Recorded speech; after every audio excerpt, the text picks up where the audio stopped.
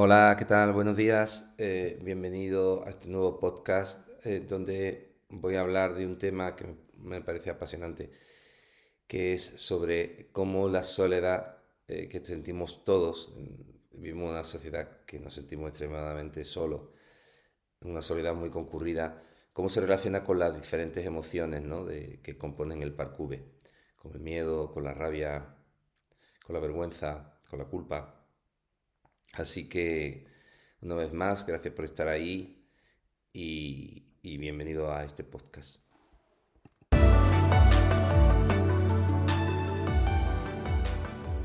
Bueno, lo primero que quería comentar es lo que se llama en psicología los drives, es decir, hay ciertos aspectos que nos producen muchísima ansiedad. Por ejemplo, el hambre. El hambre en todo produce mucha ansiedad, en todos los mamíferos, prácticamente todos los animales. El frío puede producir mucha ansiedad, incluso el calor, la sed. Fijaros que hoy estoy hablando de cosas fisiológicas que son necesarias para la supervivencia. Respirar, pues si uno no respira, pues imaginaros, ¿no? Cuando uno se está ahogando, la ansiedad que se le produce. Y hay otra cosa que produce muchísima ansiedad en los mamíferos, a diferencia de los reptiles, que ya sabréis cuál es, la soledad. Es decir, todo el sistema biológico de todos los mamíferos está pensado para tener que vivir en compañía, en grupo, ¿vale?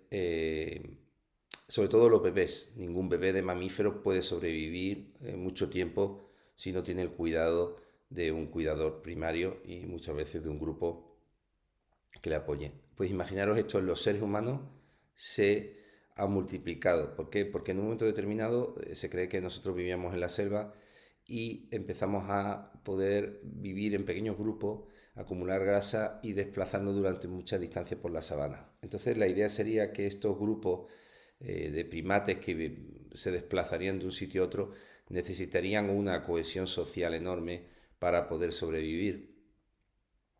Somos animales que no tenemos grandes pelajes para protegernos del frío, no tenemos grandes dientes para poder morder, no tenemos garras, o sea, somos unos animales literalmente indefensos y sin embargo somos los animales que hemos conseguido un mayor éxito evolutivo, biológicamente hablando. Y esto ha sido debido a la capacidad que tenemos de interactuar unos con otros, de poder trabajar juntos en grupo. Pero ¿qué ocurre? Que para que eso se pudiera dar, para que esa cohesión fuera extremadamente necesaria y realizada, el sistema nervioso de los hombres, de los seres humanos, hizo que nos vinculáramos de una forma brutal unos con otros, muchísimo más que cualquier otro animal. Y de ahí vienen estas dos emociones que son adquiridas, que no compartimos con ningún animal, como son la culpa y la vergüenza. Bueno, esto más o menos lo sabéis todo. Lo interesante es que algunas personas pueden buscar esta soledad como una manera también de regularse. Pues obviamente, ¿por qué? Porque cuando eran pequeños eran muy rechazados o estaban muy sobreprotegidos o incluso tengan unas tendencias más a preferir regularse en la soledad que con los otros.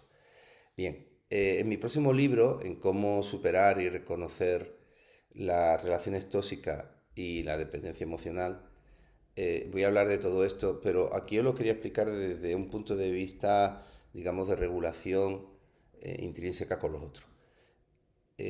Si la persona, cuando era pequeña, el niño, en el apego, se relacionaba con los demás y los padres eran padres muy frágiles, o que le hacían sentir culpable, o que les agredían, cuando el niño se enfade, cuando el niño tenga ansiedad, cuando se activa el sistema simpático, una de las formas que puede tener de seguir vinculándose con sus cuidadores es sentir culpa. Es decir, si yo tengo la culpa, tengo que hacer algo por repararla, pero de esa manera me puedo volver a acercar a ellos. Pensad que para un niño, si por la mañana tiene que ir al colegio, si tiene que comer, tiene que vestirse, necesita a sus cuidadores. Por lo tanto, el niño lo que va a hacer es ese malestar, esa ansiedad que siente, ese miedo, esa rabia, convertirla en culpa y va a tratar de repararla.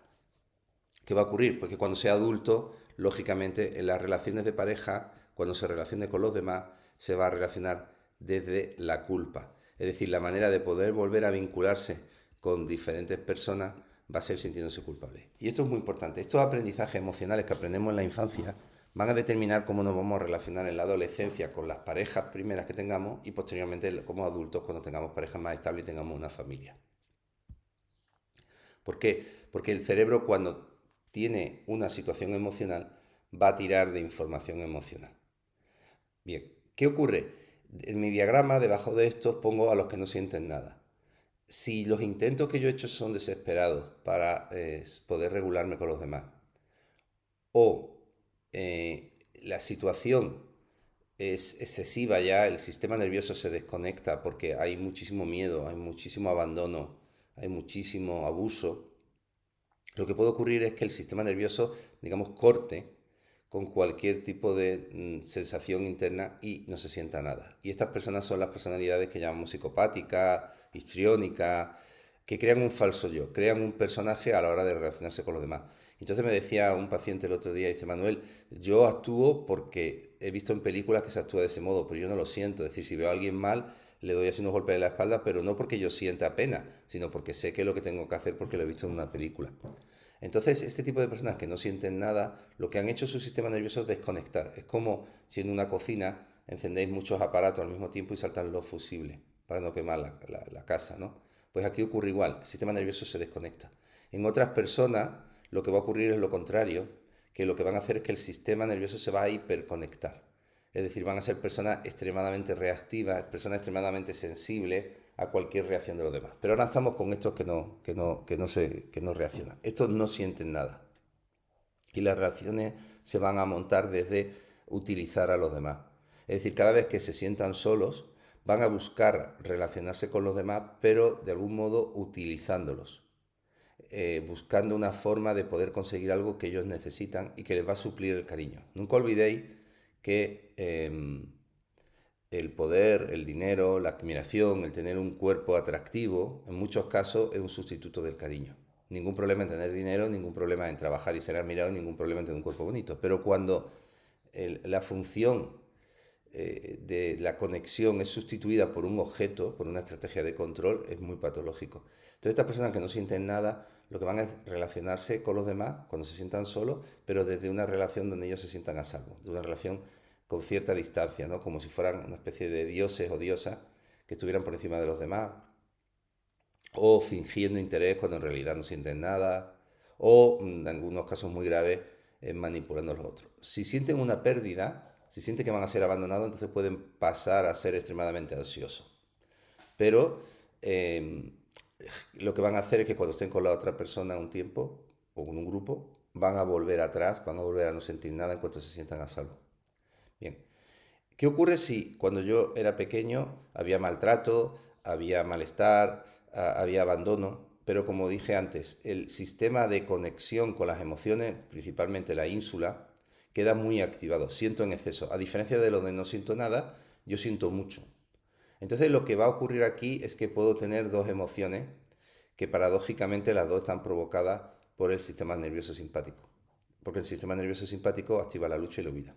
Las dos emociones que puedo sentir es rabia o miedo. Rabia como una forma de lucha y el miedo como una forma de huida. Bien, vamos a por el miedo. Estas personas cuando sienten miedo, ¿qué van a hacer? Van a ponerse en una posición de indefensión y lo que van a hacer es vincularse a personas que le den cualquier tipo de seguridad. Con lo cual la probabilidad de terminar con maltratadores o terminar con personas que les humillen es bastante elevada. ¿Por qué? Porque lo que van a buscar es cualquiera que les dé seguridad.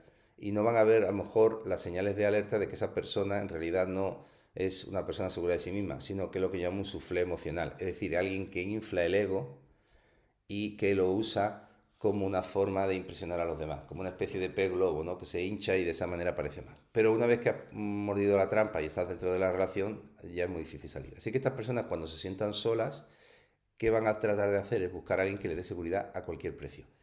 Cuanto mayor sea la prisa en encontrar a alguien, pues más probabilidad de caer en una relación tóxica y que lógicamente me maltraten. Normalmente los varones son los que no sienten nada y las hembras, por un tema hormonal, suelen ser las que están más en esa posición de miedo y de que traten de rescatarla. Así que si hay un grupo de personas que si se sienten en soledad, se sienten con sensación de vacío, van a actuar, van a relacionarse desde la culpa y van a tratar de cuidar a los demás. Otros que se van a no sentir nada, que van a tratar de relacionarse con los demás utilizándolo, pero utilizándolo de una forma inteligente, artera, y vamos a tener también a los que sienten miedo, es decir, a los que tienen que vincularse con los demás desde una posición de que me rescate. Aquí podemos confundirlo, porque alguien puede fingir que siente miedo o que es frágil, pero en cuanto sienta poder va a utilizar a los demás. Entonces estarían en el segundo grupo. ¿Cómo los diferencio? Bueno, empiezan a manifestarse, ¿no? En la forma en que actúan y demás. Los que sienten miedo actúan siempre de una manera como muy sumisa, muy obediente. Los otros rápidamente, en cuanto pueden, empiezan ya a mostrar necesidad de controlarte y poder sobre ti. Si os gusta el cine, hay una película que se llama Eva al desnudo, en blanco y negro. A mí me encantan las películas antiguas. El director es Joseph Mankiewicz y es una verdadera joya, ¿no? De una mujer que entra como aparentemente muy buena, muy dulce, mirando a todo y en realidad lo que trata de lograr es poder, prestigio a costa de los demás. Este sería el típico no siento nada. Como explicaba antes, el simpático nos puede llevar a la lucha o la huida. Huida, miedo, lucha, rabia. Y aquí es donde metemos a las personas que son maltratadoras. No es que los psicópatas no sean maltratadores, que lo son. Lo que pasa es que los psicópatas son muy inteligentes y tienen muchas estrategias para manipular y maltratar a los demás, incluso haciéndote sentir que te están haciendo un favor. Este tipo de personas, cuando la rabia es la que predomina, se les ve venir. Como decía mi abuela, que Dios me libre del agua mansa, que de la brava ya me libraré yo. Es decir, con estas personas ya sabemos que vienen a por nosotros, podemos ver claramente sus intenciones porque son agresivos y normalmente suelen ser chuscos, es decir, te empiezan a insultar, te dicen que a dónde vas con esa ropa, que eres una guarra, que eres tonto, te bajan la autoestima, pero lo hacen de una forma muy chusca. Se ve claramente que tratan de controlarte, con lo cual son fáciles de ver venir. Si caes en su trampa, hay que tener cuidado porque pueden ser muy agresivos. Cuando entran en una relación, si sienten que van a ser abandonados, porque muchos son los que terminan matando a sus parejas o maltratándolas psicológica y físicamente.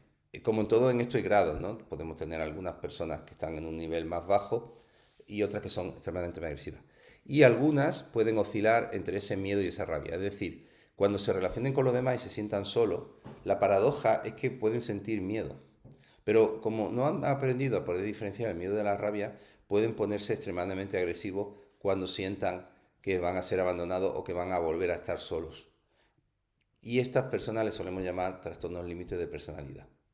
Es decir, ante la más mínima sensación de vacío, de malestar, de ansiedad por esa soledad, van a reaccionar con muchísima rabia como una manera de poder volver a vincularse. No olvidéis que si a un niño de un añito le duelen los dientes, el niño va a llorar como una forma de hacer ver a sus papás que se encuentra mal y que los papás rápidamente vuelvan a buscar conexión con ellos. Esto mismo es lo que hacen este tipo de personas, es decir, entran en un estado muy primitivo, muy infantil, cuando se sienten solos, cuando vuelven a tener esa sensación de vacío y vuelven a actuar como actuaban cuando eran pequeñitos, bebés de un año, de 2 años, de 3 años, llamando la atención, gritando, protestando o mostrándose extremadamente frágil.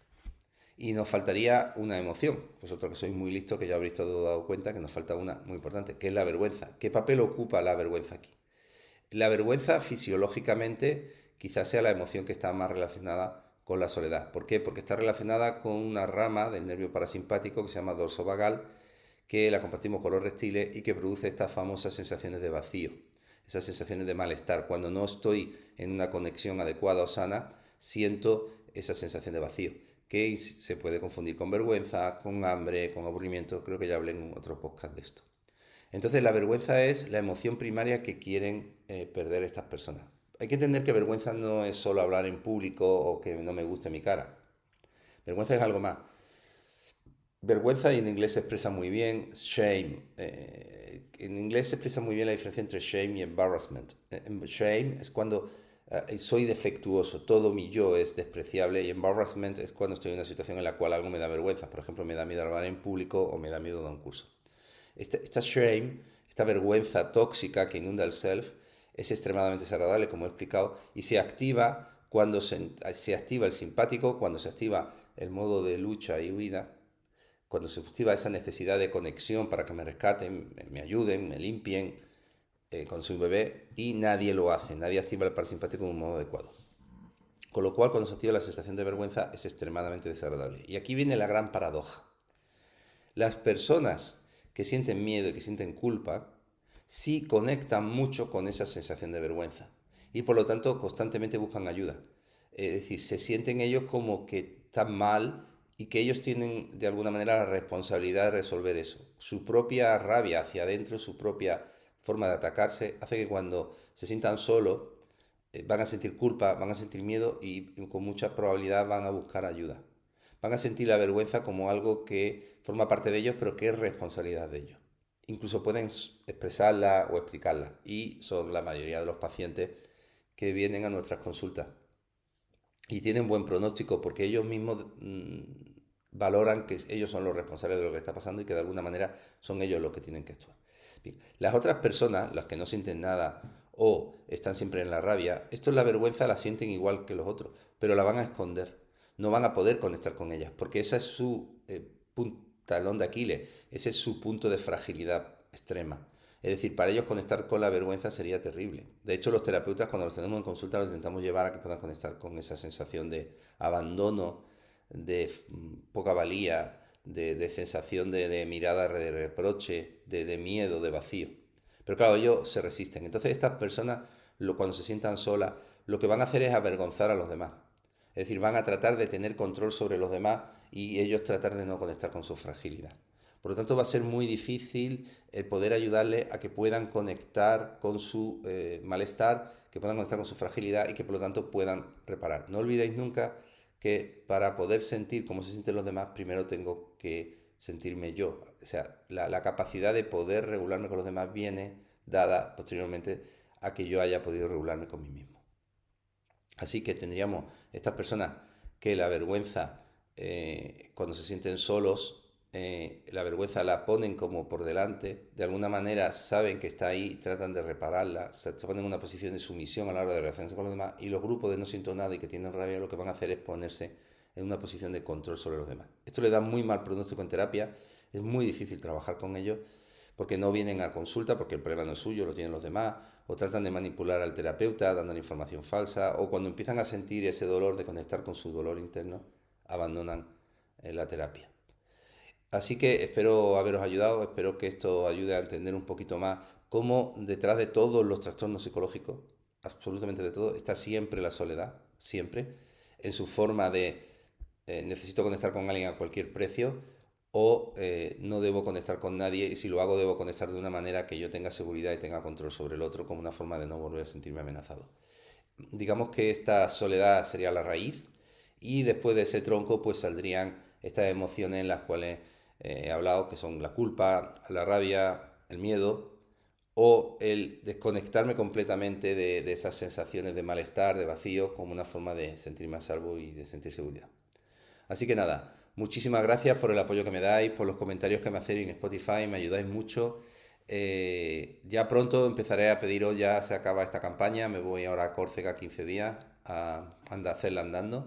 Aunque parezca mentira, me encanta andar por la montaña, no tener cobertura, dormir en refugio cutre, comer peor, pero soy feliz. Así que me voy a dedicar un tiempo a ser feliz en mi soledad concurrida y la próxima semana tendremos el último podcast y ya empezaremos una nueva temporada, creo que en septiembre, donde os pediré ayuda para que me comentéis temas que os puedan interesar y cosas que os puedan ayudar a la hora de poder entender esto tan apasionante que es el ser humano, aunque muchas veces nos cueste mucho entendernos nosotros mismos. Quizás sea eso, ¿no? Es mucho más fácil entender a los demás que a nosotros. Es más fácil poder poner palabras a lo que le ocurre a los demás que lo que nos ocurre a nosotros. Quizás sea eso, ¿no? Que nos cueste tanto poder mirarnos hacia adentro. Muchísimas gracias y hasta muy pronto.